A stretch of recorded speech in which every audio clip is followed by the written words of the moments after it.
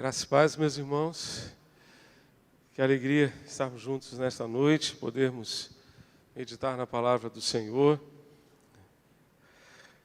Temos compartilhado com os irmãos desde quarta-feira da semana passada o tema sobre avivamento. E hoje nós iniciamos o culto lendo o texto que desejamos compartilhar com os irmãos. Vamos abrir nossas Bíblias mais uma vez nesse texto? Abacuque, capítulo 2.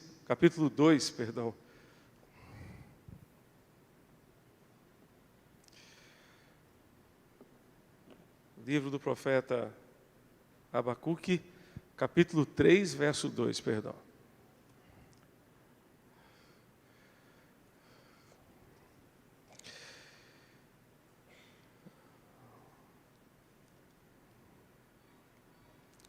Abacuque, capítulo 3, verso 2.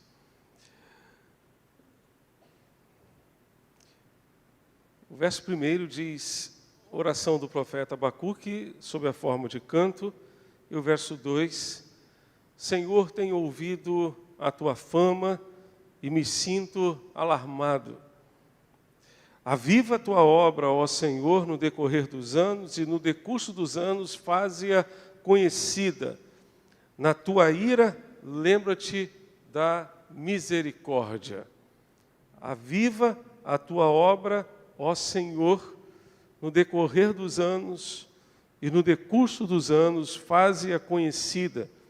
Na tua ira, lembra-te da misericórdia. Que Deus nos abençoe e nos ajude a entender e a aplicar a sua bendita palavra aos nossos corações. Amém, minha gente? Meus irmãos, Russell Shedd, no seu livro Avivamento, sobre avivamento, apresentou algumas definições e distinções daquilo que podemos entender como um avivamento espiritual. Ele disse que avivamento é a soberana obra de Deus, na qual Ele visita o seu próprio povo, restaurando, reanimando e libertando para receber a plenitude das suas bênçãos. Então, é uma obra que Deus realiza, procurando restaurar, reanimar o seu povo, libertar o seu povo para receber a plenitude das suas bênçãos. É bem verdade que nós, muitas e muitas vezes, não experimentamos tudo aquilo que Deus planejou para nós. Muitas e muitas vezes não usufruímos daquilo que Jesus já conquistou para nós lá na cruz. Não usufruímos de tudo aquilo que Ele pagou com o seu próprio sangue no nosso lugar. Com certeza, Deus tem muito mais para mim, para você, para cada um de nós, do que aquilo que nós já experimentamos até aqui. E muitas vezes, como eu disse, nós não usufruímos daquilo que já está pago pelo sangue de Jesus. Meu pai conta uma história muito interessante de um rapaz que precisava fazer uma viagem de muitos dias para um país muito distante de navio. Isso é uma história que já aconteceu há muitos anos atrás. E aí ele, então, entendeu que deveria comprar a passagem. E que a passagem não lhe dava direito, obviamente, às refeições que ele teria que fazer ao longo da viagem naquele navio. E ele, então, comprou a passagem e conseguiu comprar um saco de biscoito bem grande, colocou na sua bagagem, e no primeiro dia comeu biscoito, no segundo dia comeu biscoito, no terceiro dia comeu biscoito, e no quarto dia ele já não aguentava mais de tanto comer biscoito. E aí, então, ele foi até a cozinha do navio e conversou com o chefe e disse, por favor, ajude-me eu preciso comer alguma coisa, eu me comprometo a trabalhar com vocês aqui até o fim dessa viagem, para pelo menos ter direito a comer alguma coisa. Aí o chefe virou para ele e falou assim, eu não estou entendendo. Como foi que você entrou aqui no navio? Eu entrei porque eu comprei a passagem. Então, se você comprou a passagem, comprei a passagem. Se você comprou a passagem dá direito a você a todas as refeições. Aí ele falou, não acredito. Que eu passei 4 dias comendo biscoito. Mas muitas e muitas vezes nós ficamos assim na nossa vida espiritual, comendo biscoito, quando Deus tem picanha para a gente. Ô, glória, né? E essa picanha vem mesmo, irmãos. Essa picanha é verdadeira, né? Quando Deus tem um prato assim maravilhoso, tem camarão, né? Tem coisas maravilhosas para a gente, mas a gente fica vivendo com aquelas bolachas na nossa mão, se esquecendo que Jesus já pagou o preço, a passagem já está paga, e dá direito a tudo, está tudo dentro do pacote da salvação e da graça de Deus, da misericórdia do Senhor, e nós ficamos aquém. Esse autor aqui, o Stephen Wolford, ele disse justamente isso, que Deus, através desse movimento de despertamento espiritual, nos liberta para receber e para nós usufruirmos e nos deliciarmos com a plenitude das suas bênçãos. Porque muitas e muitas vezes nós ficamos aquém. Um endurecimento de coração caracteriza muitos dos que servem a causa do Evangelho. O cristianismo não precisa ser herético ou teologicamente liberal para se tornar nominal ou indiferente. Quantas e quantas pessoas estão vivendo hoje simplesmente aquilo que nós podemos chamar de um cristianismo nominal? E isso era muito comum alguns anos atrás em alguns segmentos cristãos, mas hoje, até mesmo entre os evangélicos, nós encontramos esse movimento de cristãos nominais, que são cristãos apenas de nome. São cristãos apenas porque aderiram ao movimento, mas muitos talvez não tenham experimentado de fato Jesus em suas vidas. Muitos talvez não tenham tido uma experiência genuína e verdadeira com o Senhor. Uma das tendências muito claras de um avivamento espiritual é justamente nos levar a uma consciência viva da nossa corrupção interior, para reconhecermos o quão miseráveis nós somos, como disse Paulo, quando olhou para si mesmo, em Romanos capítulo 7, e pôde dizer, miserável homem que sou, quem me livrará do corpo desta morte?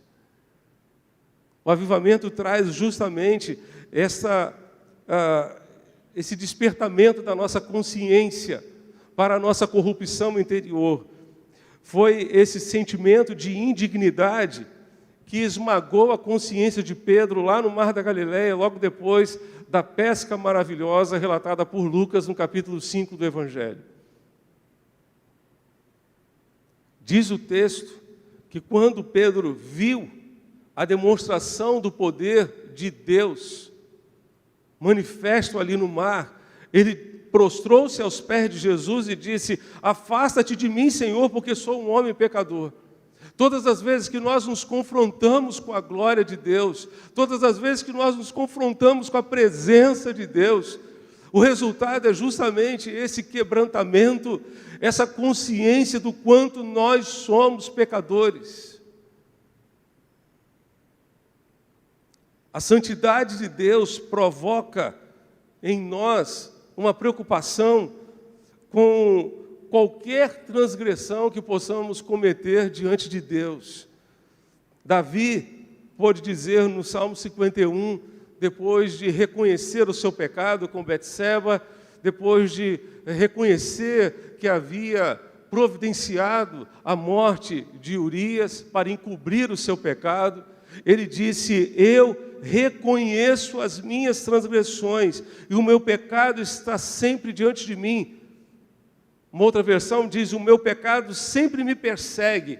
Contra ti somente pequei. Pequei e fiz o que tu reprovas, de modo que justa é a tua sentença e tens razão em condenar-me. E como nós vimos na quarta-feira passada, o arrependimento, essa contrição, é justamente a porta aberta para a transformação. Não há transformação sem arrependimento. Avivamentos motivam a busca pela santificação. Como precisamos buscar a santificação da nossa vida, irmãos? Há um livro que eu espero poder compartilhar com os irmãos oportunamente, pelo menos com alguns grupos da nossa igreja, do Gregor Fritzl, chamado Retorno à Santidade.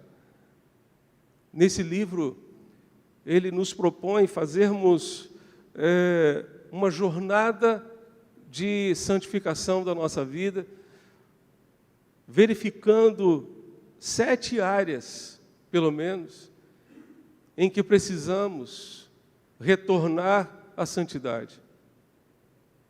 Nosso falar, ele fala sobre os pecados da fala, sobre os pecados de ação, de omissão, pecados do coração, pecados de relacionamento. Como precisamos buscar a santidade? O avivamento provoca essa busca pela santidade.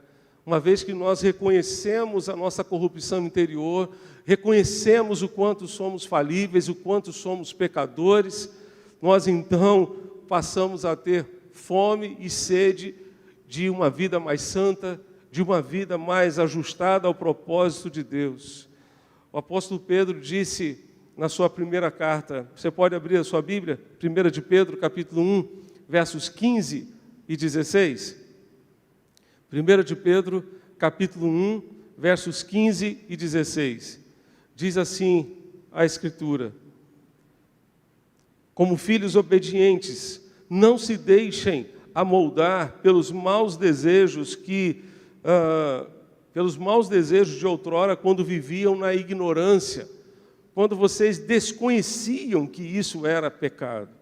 Mas assim como é santo aquele que os chamou, sejam santos vocês também em tudo o que fizerem. Não é apenas em algumas coisas, não é apenas em algumas partes da nossa vida, não é apenas em algumas áreas da nossa vida, mas sejam santos em tudo o que fizerem. Pois está escrito: sejam santos porque eu sou santo. Essa precisa ser a nossa preocupação, de viver em santidade. E o avivamento traz esse interesse, essa busca pela santidade.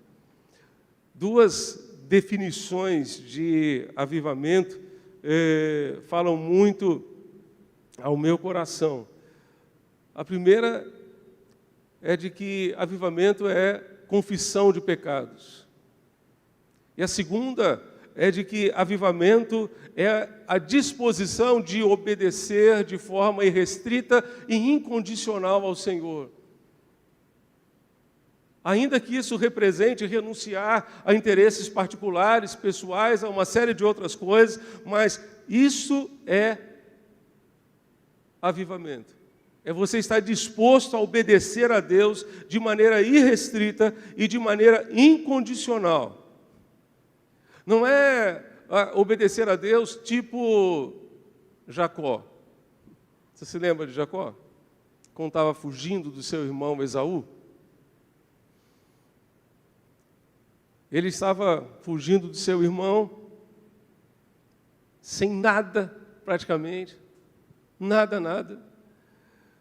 E chegou o anoitecer, a noite desceu, e ele então precisou parar de caminhar. e resolveu apanhar uma pedra e fazer aquela pedra de travesseiro.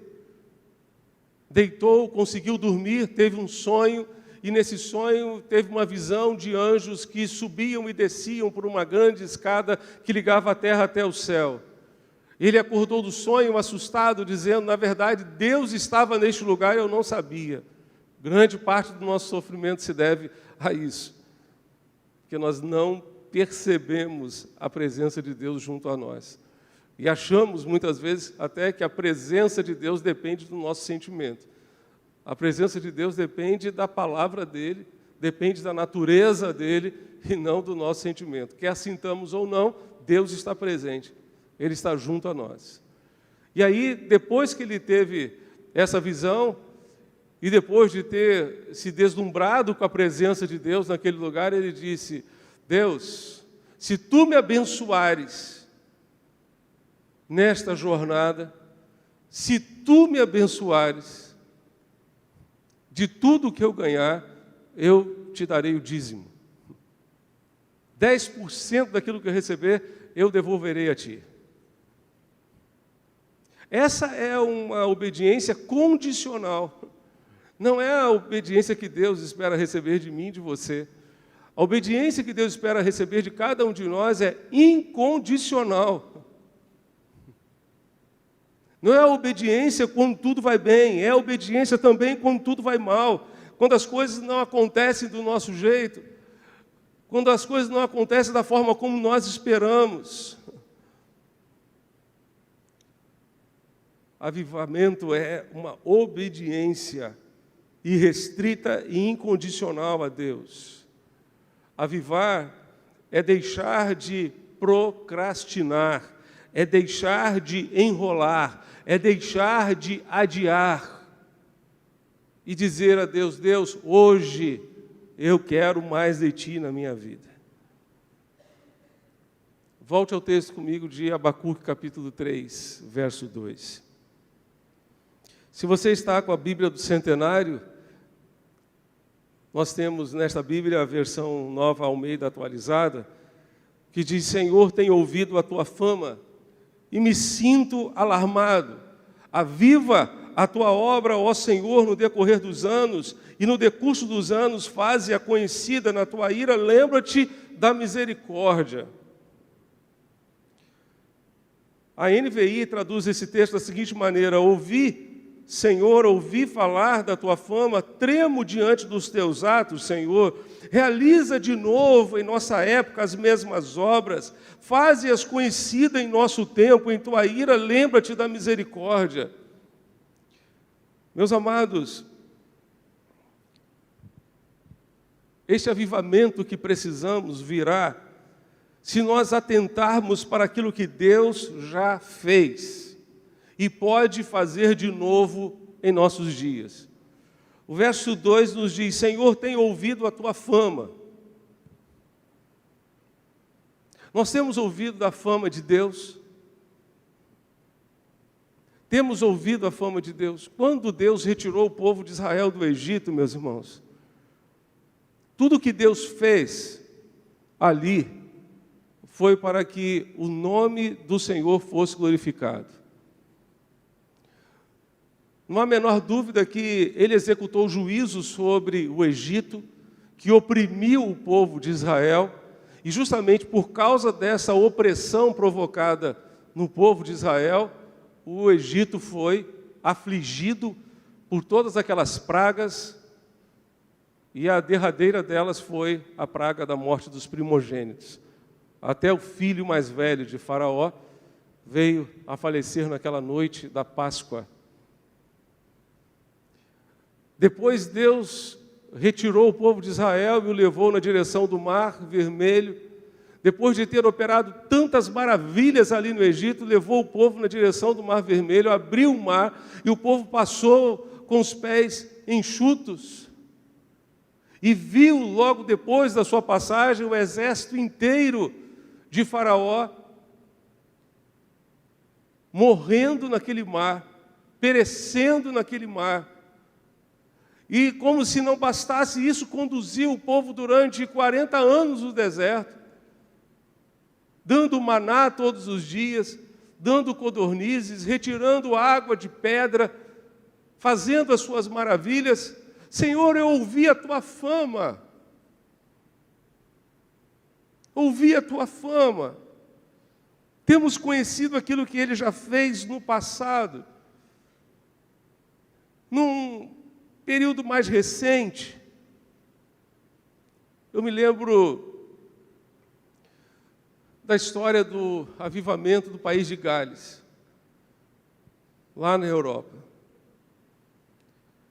E certa vez eu ouvi o pastor Fausto Aguiar de Vasconcelos pregando, e ele contou que ele teve a experiência de pregar no centenário do avivamento que ocorreu no país de Gales. E disse ele que teve uma sensação muito estranha ao pregar numa igreja com um templo majestoso. Na galeria havia lugar para 2 coros.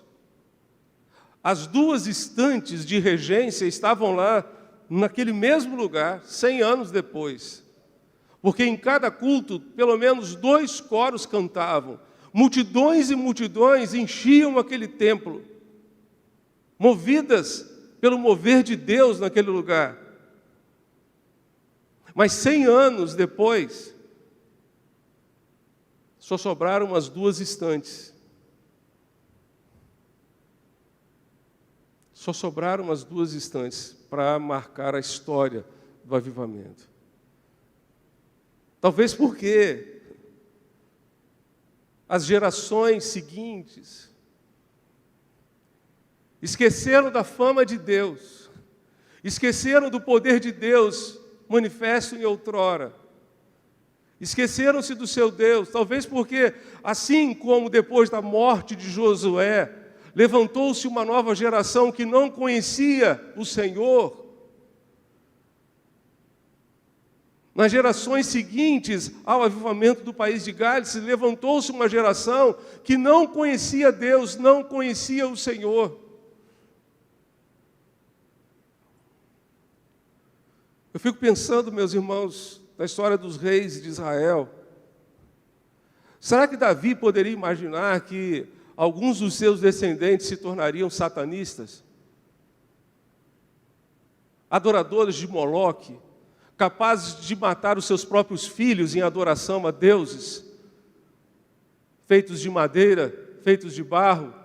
Será que Davi seria capaz de imaginar que gerações seguintes a ele ou a dele seriam capazes de fazer isso?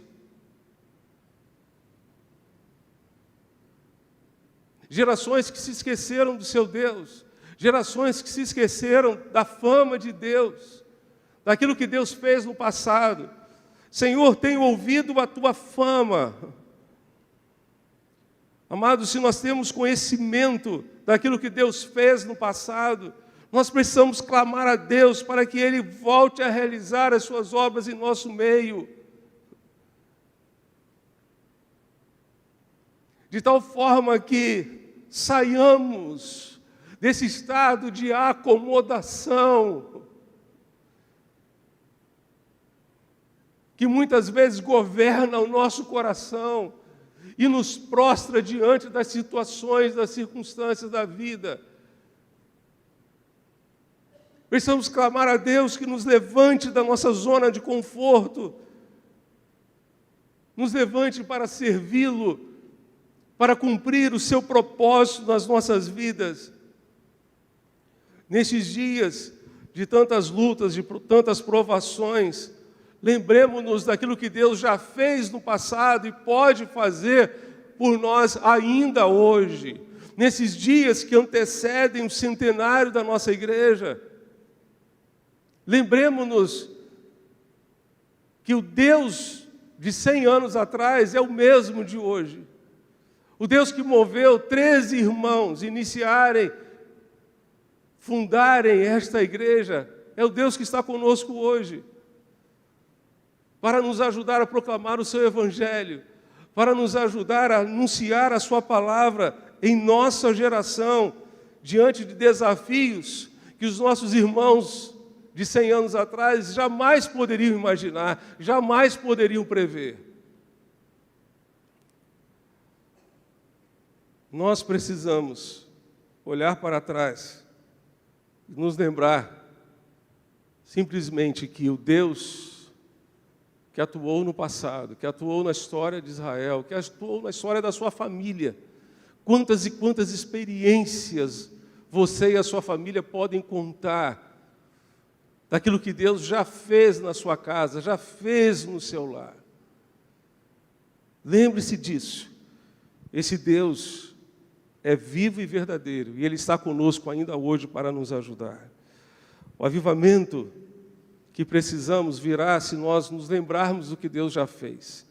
Virá também se nós aprendermos a temer o Senhor. O verso 2, volte comigo, Abacuque 3, verso 2. Ó Senhor, ouvi falar do que tens feito, estou cheio de temor. Estou assombrado. Estou temeroso. Estar cheio de temor também foi traduzido por estar maravilhado, estar alarmado. O movimento é marcado pelo temor de Deus e pela renovada apreciação da sua grandeza e majestade. O avivamento é marcado pela presença de Deus, e a presença de Deus gera temor.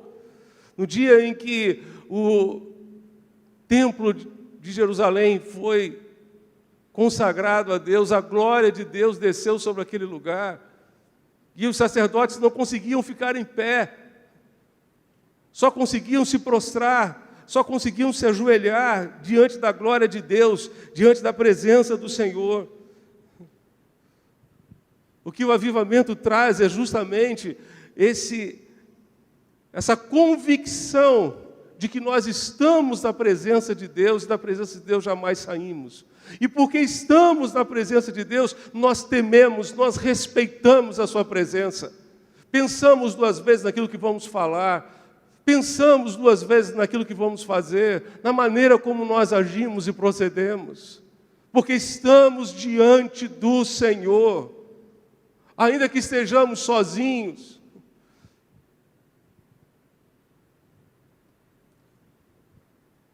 Certo autor escreveu um livro bem interessante, cujo título é Quem é você quando ninguém está olhando? Mesmo quando ninguém está olhando para a gente, nós estamos na presença de Deus. Deus está olhando. Deus está vendo. Deus está vendo. Deus está junto a nós. E essa consciência da presença de Deus gera respeito, gera temor, gera reverência, porque estamos na sua presença. E da presença de Deus jamais saímos. Jamais saímos. Precisamos de um avivamento. E esse avivamento virá se pedirmos a Deus. Temos aqui pedidos de oração. Volte comigo ao texto de Abacuque 3, verso 2. Qual é o pedido que ele faz, que o profeta faz? Aviva. Aviva a tua obra. Aviva a tua obra. A Nova Versão Transformadora traduz assim: neste momento de tanta necessidade, ajuda-nos outra vez, como fizeste no passado. A Nova Tradução, na linguagem de hoje, diz: faze agora, em nosso tempo, as coisas maravilhosas que fizeste no passado, para que nós também as vejamos. Aviva. Trata-se de uma súplica, trata-se de um pedido. Nós precisamos sair daqui nesta noite, meus irmãos, com este pedido no coração. Precisamos levar esse pedido para casa. Precisamos orar agora e continuar orando o tempo todo. Deus, aviva-nos. Aviva-nos. Desperta-nos para aquilo que Tu queres fazer em nós e através de nós, ó Deus. Há um outro pedido que Ele faz. Há um outro pedido, no final do verso 3. Na Tua ira, lembra-te da misericórdia. Warren Wiersbe diz que Abacuque orou porque desejava que Deus mostrasse a sua misericórdia. Sem dúvida, o Senhor mostrou a sua misericórdia pelos judeus, permitindo que depois de 70 anos de exílio na Babilônia, o povo retornasse. E eles passaram lá 70 anos para que se cumprisse a palavra do Senhor pela boca do profeta Jeremias, que a terra descansasse de todos os seus sábados. Deus mandou o povo plantar durante 6 anos, e o 7º ano seria o ano de descanso da terra. Mas parece que o povo não fez isso. E Deus retirou, então, o povo da sua terra e o levou para a Babilônia, para que a terra descansasse 70 sábados de uma só vez. Simplesmente consequência da desobediência. Mas ainda assim, Abacuque disse: Deus, por favor, na tua ira, lembra-te da tua misericórdia. Tu tens todo o direito de nos punir por causa da nossa desobediência, mas, por favor, tem misericórdia de nós. Tem misericórdia de nós. Na tua ira, lembra-te da misericórdia, porque as misericórdias do Senhor são a causa de quê, irmãos? De não sermos consumidos. E elas se renovam a cada manhã, porque grande é a sua fidelidade. Certa ocasião, um professor meu, professor Luiz Wesley de Souza, fez uma leitura bem interessante a respeito do movimento evangélico no Brasil. Ele disse: muitas pessoas no Brasil dizem que o Brasil tem experimentado um grande avivamento. E esse professor disse: eu discordo. Eu discordo porque o que o Brasil tem experimentado talvez seja uma grande colheita. Porque o avivamento, o resultado do avivamento é transformação de vida.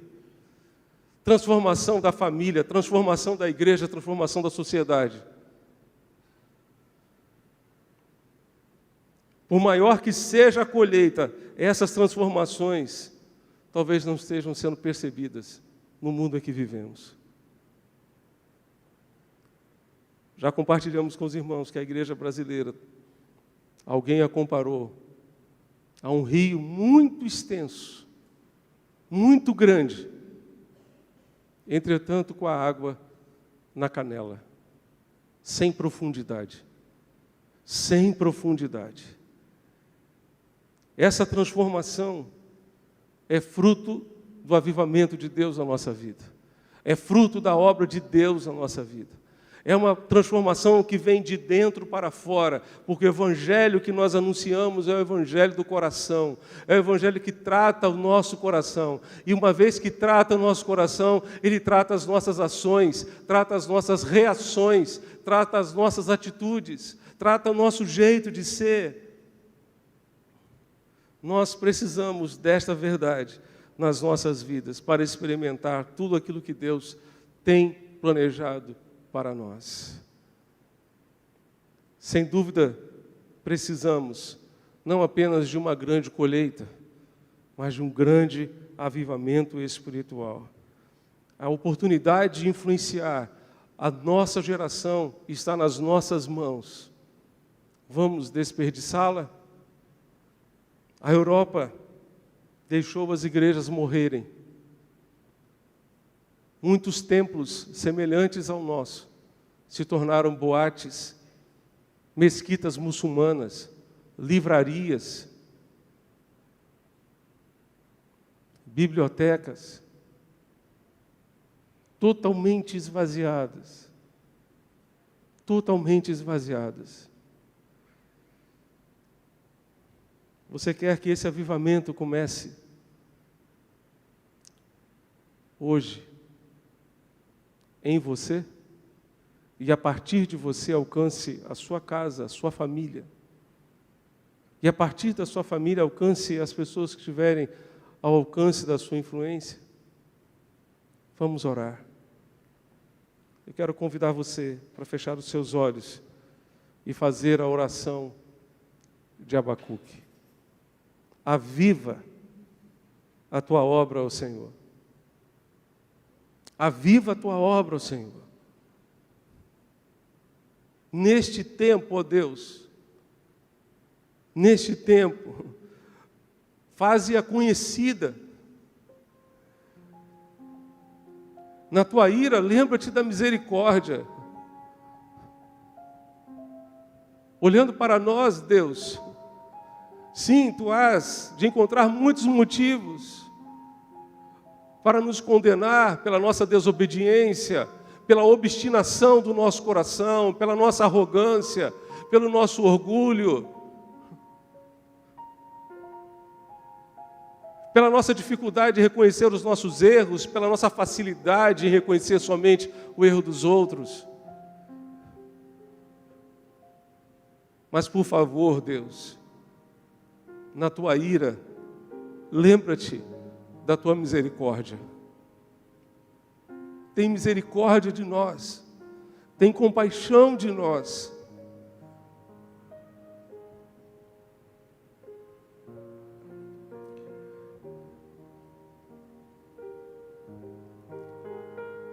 Se você quer que esse avivamento comece com você, diga do fundo da sua alma: Deus, pode começar esta obra hoje em mim.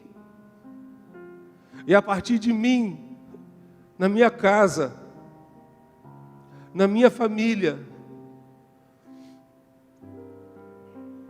em nome de Jesus.